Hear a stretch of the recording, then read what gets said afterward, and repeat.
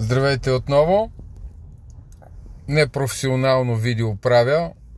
С телефона го записвам. Може да стане на 2, 3, 4 откъса. Вече сме в Кърджали.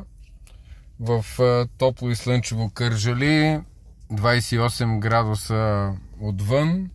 От Пловдив тръгнахме на 24. На прохода Асеновград Кърджали температурата падна до 20, но все още температурата е перфектна. На слизане реализираме вече общ разход от 13,3 кВт на 100 км, 91 км сме изминали. Батерията ни е на 84%. Чудесно време за шофиране, всичко е перфектно.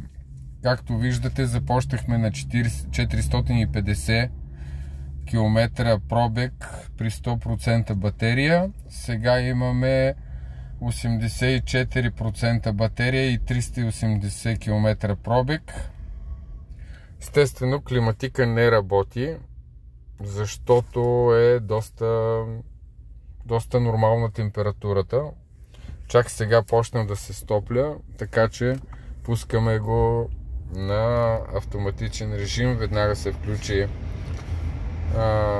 климатика на охлаждане. Температурата е при климатик нагласена е на 23 градуса, да е вътре.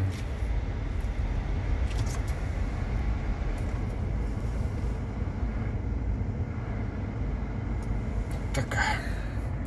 Хубавото на кията е, че има физически бутони, които винаги можеш да натиснеш, за да намериш необходимата ти команда.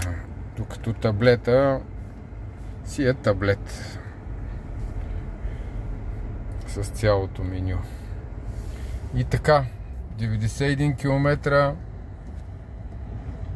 час и 45 минути, не е малко. И в Кърджали има задръстване. И през прохода Асеновград Кърджали сме карали зад камиони и бусове. Там малко се забавихме, но общо взето